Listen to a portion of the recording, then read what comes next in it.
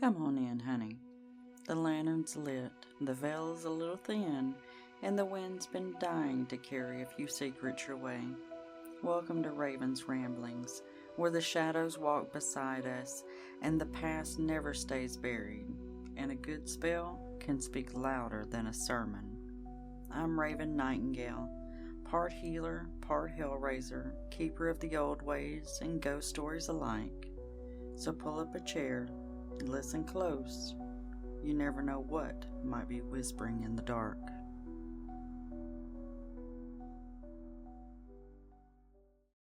Hey everybody. Yeah, so this is becoming like a journal for me. And I hope y'all are along for the ride. If not, well, sorry. Sorry, not sorry. So, something that's been on my mind a lot here recently, especially. I have been a solitary witch for a long time, and I don't say that lightly. I was in a circle for a little while, and that just did not work out. So for years, even prior to when I was in a circle to after the circle, my practice was something that I kept very close to my chest. Not because I was afraid of community of other witches, because I needed to know who I was without one. So solitary witchcraft has taught me how to listen, and I'm still learning. It is an ongoing process. I'm learning how to listen more to my intuition, to my body, to the quiet nudges that don't get louder when other voices are in the room. You know what I mean? It has taught me discernment. It has taught me boundaries. It has taught me that my magic doesn't need an audience to be real, no matter what. And there were seasons in my life when practicing alone was not a choice. It was protection, it was healing.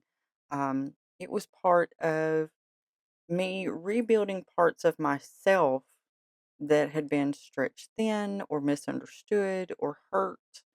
And those are some things that I still work on. I feel like I am constantly rebuilding myself and constantly evolving. So, in solitude, I have learned how to hold my own energy. I have learned how to sit with my discomfort. I've also learned how to trust myself without needing validation. And for a long time, that's what I needed. That's what I had to have in my life. But recently, well, yeah, probably the last few months, something's been changing. All right. And it hasn't been like this big, huge, dramatic, oh, no, not like all at once, more like a slow thaw kind of thing. I have started to feel a pull toward a shared space again, toward intentional connection, uh, toward the idea of standing in a circle with people who don't need me to be anything other than what I already am. And that has really surprised me because being in a coven is not something I've ever rushed toward. Um, I never really wanted a coven just to say I had one. I didn't want the hierarchy or the pressure or that spiritual performance. And what I feel like I'm being called to now is different. I I I this is gonna make it real. This is gonna put it out there. I'm in the process of starting a coven. Yeah, I know, right? Like, what? That's weird. But this coven is not going to be about teaching or leading or commanding from a pedestal. Absolutely not. That's not who I am at the core.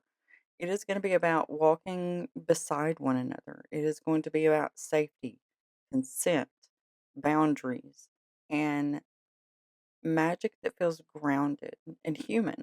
Because for me, being a solitary witch did not failed me. I feel like it has prepared me. It has taught me what I will and won't tolerate, what I am okay with and what I have to put distance with. It has taught me what kind of energy that I want to invite into my space and what kind of space I'm capable of holding now. Now, I say I'm starting a coven. Now, that does not mean that I'm leaving my solitary practice behind. It means I'm going to be expanding it because I personally, as just who I am at my core, I still need that quiet. I still need alone time, and I still need magic that belongs only to me. But now I also feel ready to share my circle and to build something slow and intentional and rooted in trust instead of expectation. I was solitary for a reason, and I'm starting a coven for a reason too. It is not a contradiction, it is a continuation. So I'm sure I'll be making some more videos about that process.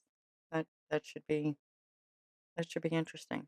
So thanks for being on this ride with me, and I feel like all of you have helped kind of guide me to this moment. So thank you, and thanks for listening to Raven's ramblings. I appreciate it. All right, we'll see what the next update holds. Bye.